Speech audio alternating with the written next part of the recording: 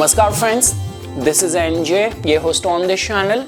So guys, just because we are living in a time when the whole world is changing, so much of the transformation is happening with each following day in 2025. So many people have been asking me that Nipun, when it comes down to that, what could be the combinations which give rise to major life transformation in our life? This could be a combination.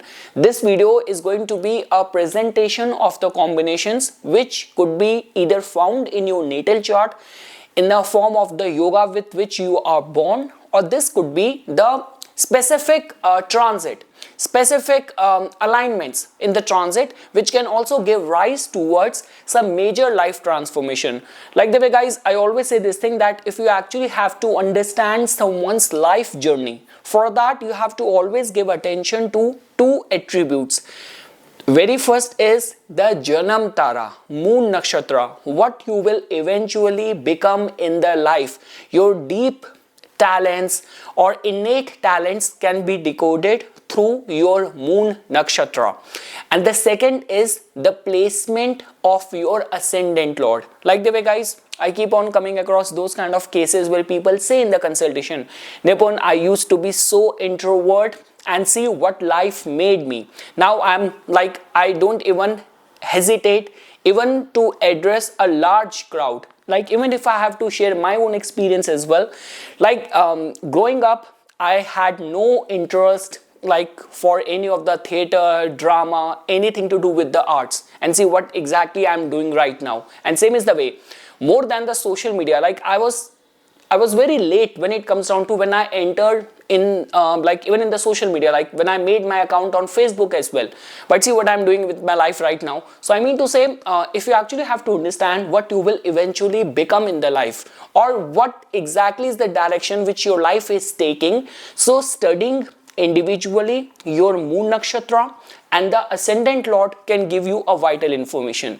So okay guys, now we will start our discussion. So the main objective, you would have understood that this is going to be discussion on the major life shift combination in Vedic astrology. So the very first thing is that I'm sure you would be expecting this.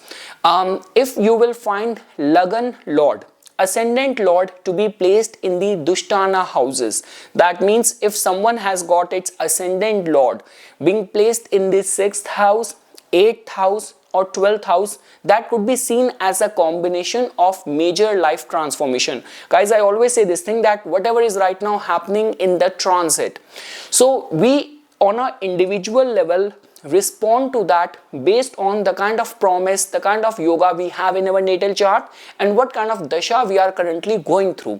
So I mean to say, if you are born with your Ascendant Lord being placed in, like this could be 8th house, this could be 12th house, so that means your life in itself is very much prone and open towards major shift and major life transformation.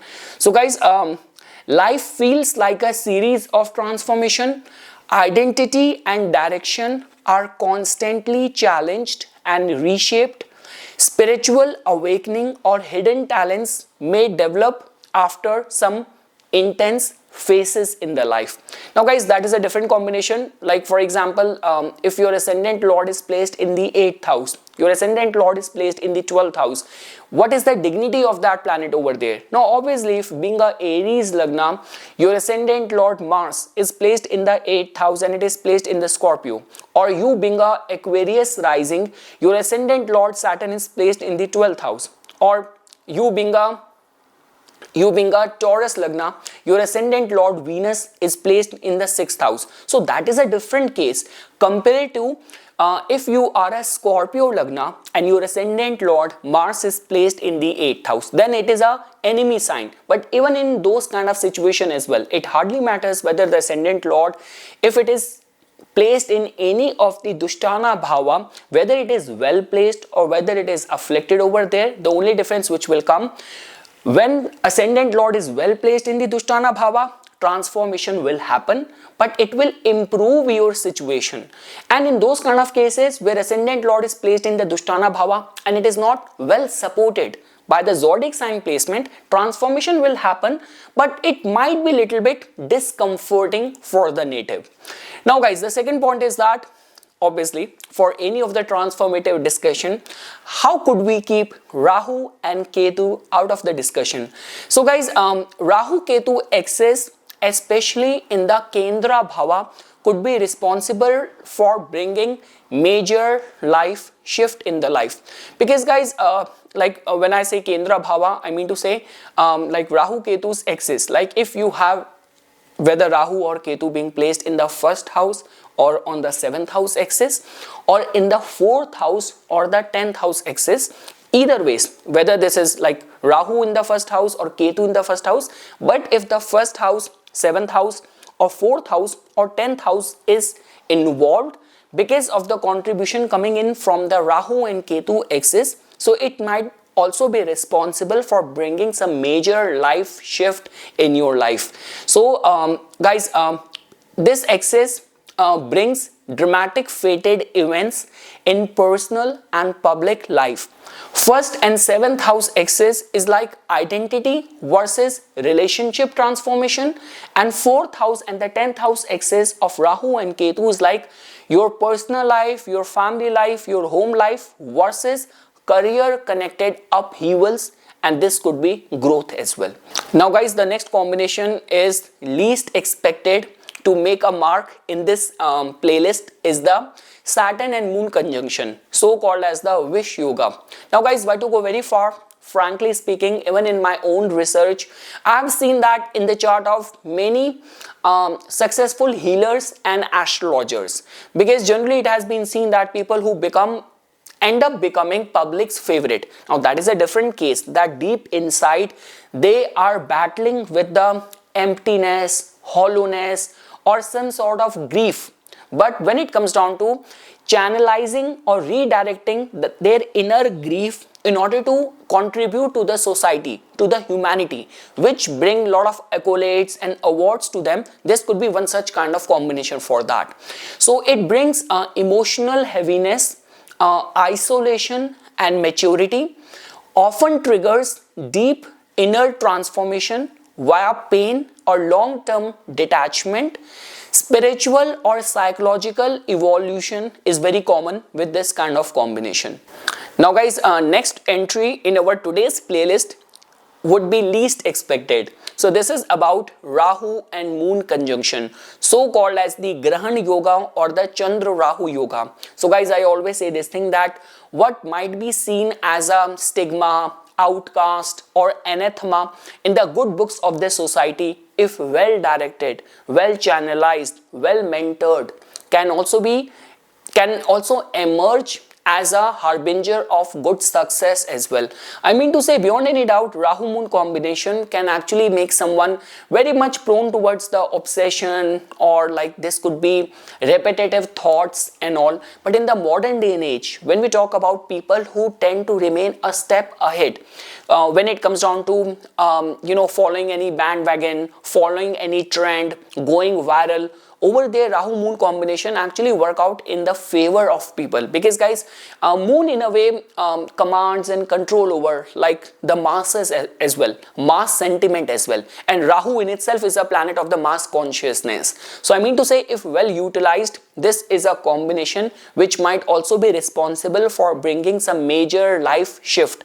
In certain cases, it has also been seen, because guys, see, Moon in a way represents our childhood as well. So people who have got like they are born with the Rahu and Moon conjunction in their natal chart, in the first half of the life, their life might be filled with very challenging kind of experiences, but they utilize all that tests and trials of the life which they have encountered in the first half of the life to channelizing it for success in the second half of the life. Like the way, guys, I sometimes get very surprised.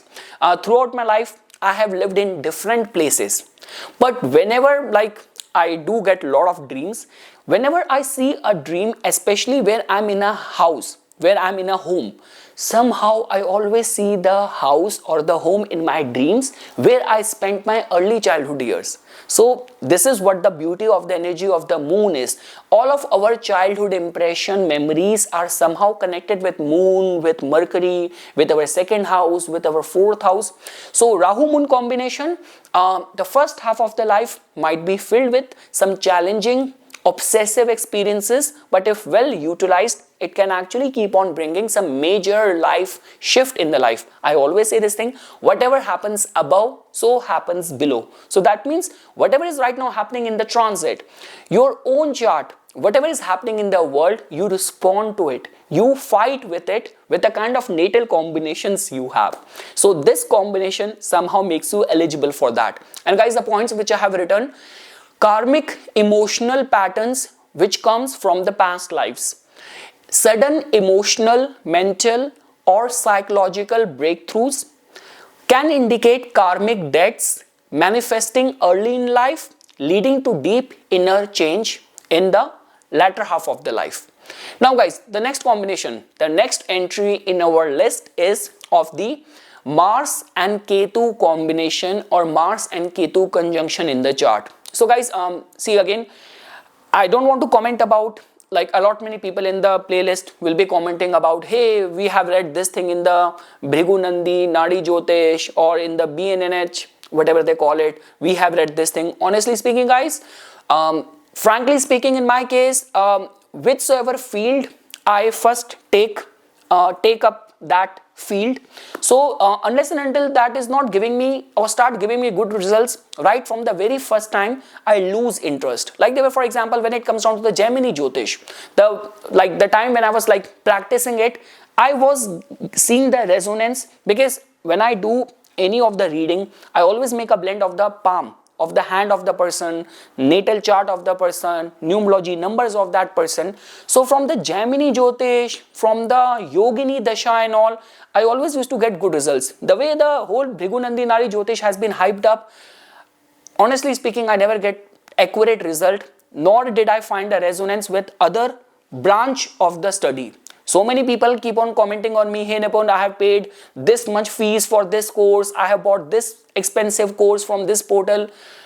If you're getting good results, it's fine, but based on my approach and finding, I have even like studied the book by R.G. Rao, and somehow it's a good study, it's a good read, but when it comes down to applying the concept for the results, I was not able to find that. So that's my personal thing guys over here, because whatever I'm telling over here with the combination, please do not blend it with other fields. For that, I just gave this short disclaimer. So okay guys, now talking about the Mars and the Ketu conjunction. So guys, the very first thing is that, it just tells about some explosive, radical changes, sudden separation, accidents, or this could be some sort of spiritual force working in your life. Ketu cuts what Mars ignites. So that means often seen in life altering incidents, which could be good, which could be bad as well. Because guys, this whole discussion and this video is designed to see the major life shift. So Mars Ketu could be one such combination for that. Now guys, the next entry in our playlist is about Saturn transit over natal moon, so called the Sadhisati. Now guys, I'm very much sure that you would have read and heard a lot about the Sadhisati, and different people based on their own life journey, their practical research and findings, everyone colors Sadhisati based on their own personality and their own findings. If I were to say, Sadhisati could be responsible for bringing some major life transformation, life changes in someone's life. Lot many people who go from job to business, business to job, major life transformation happens in the phase of the, or in the period of the Sadhisati. It has nothing to do with that it is bound to be bad for these people or it is bound to be good for these people. One thing is for sure, changes will come. A lot is dependent on the integrity of your actions, the kind of role which Saturn plays in your life, and Saturn's individual placement in the chart, strength of the moon in the chart. Based on that you can say something. But yes, one thing is for sure, this is one of the most significant life shift indicator, the time period of the Sadisati. 7.5-year period of trials leads to mental maturity, emotional transformation, and life redefinition. Now guys, the next entry in our playlist is about the planetary returns. So Saturn return. So for those people who are just starting up in Vedic astrology, so when you were born, Saturn was placed in a specific zodiac sign. So after every 2.5 years, Saturn shift to another sign, then to another sign. The time period when it comes back to its original placement in your natal chart, that is called as the time period of the Saturn return, which generally happens close to the time period of the 29 or 30 years of the age. The next happens when you are like 59 or 60 years of the age. So generally Saturn return is a time period which in Vedic astrology is called as the major maturity milestone. Second tend to remain of the Jupiter return, like it's a 12-year cycle which is also called as the spiritual or dharmic redirection. So after one complete cycle of the Jupiter return, we generally like in the research it has been generally seen, there is going to be a shift in the dharmic or spiritual duties, obligation in a person's life. Now nodal return, so Rahu and Ketu return, which generally happens in every 18 years, is also the time period when the past life karma activates and a massive fated shift happens in the life. Now guys, after that, one of the indicator of the major life transformation could be the Parivartan Yoga between Dushtana houses, like exchange between the lords of the 6th, 8th and the 12th generally tells about your chart. It makes your chart, your life like very much prone towards intense karmic realignment. It creates the life shift which could happen through healing, which could happen through spiritual insight. This could also happen through some sort of suffering as well. Now for the people who are just beginning in the Vedic astrology, so like Parivartan Yoga simply means like if you will find that your 6th lord is placed in the 8th house, 8th lord is placed in the 6th house, 6th lord is having an exchange with the 12th house lord. So that is what I meant with this.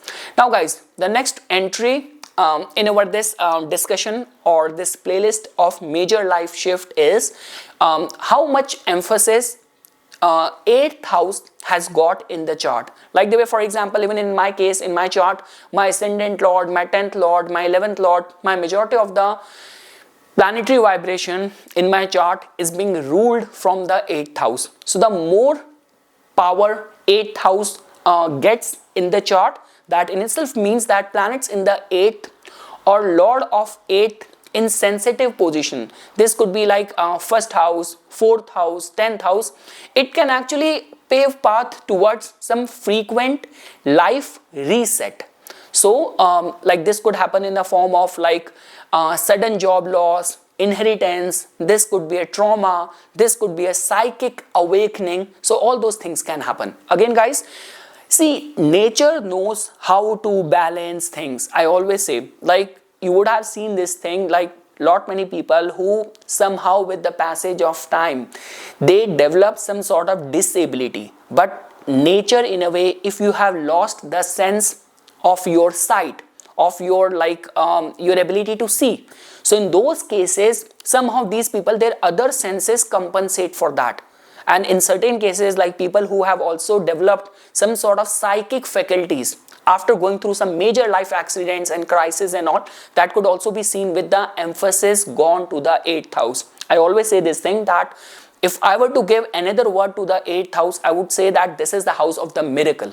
So yes, this is what the power of the 8th house is.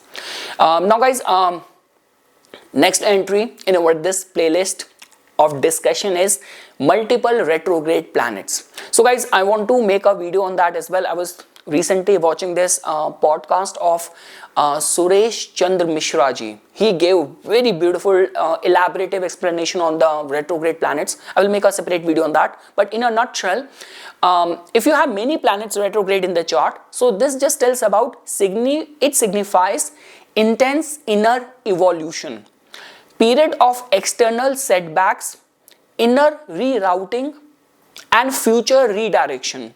When these planets turn direct or get activated in Dasha, life shift gear quickly.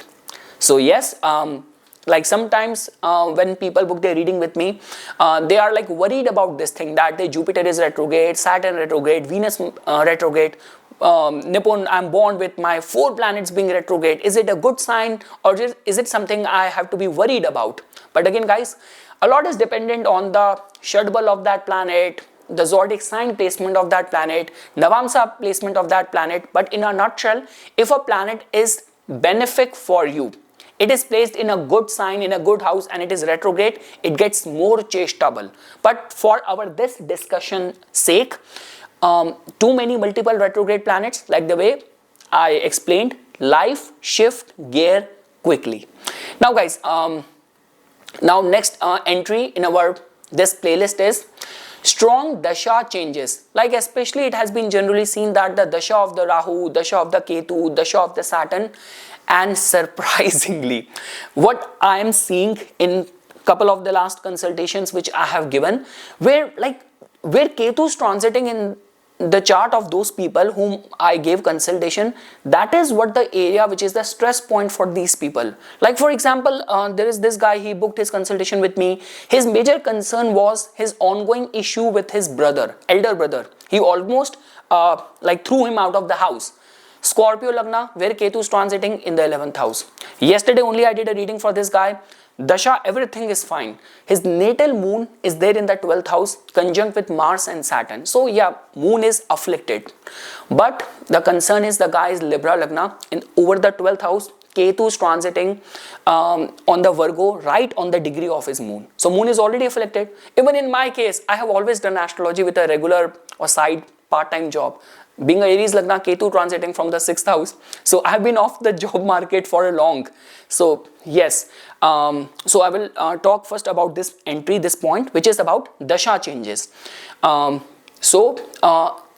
Ketu and Saturn Dasha holds this key to bring major transformation, major shift in our life. So transitioning into or out of Rahu, Ketu or Saturn Mahadasha, generally seen as a turning point phase.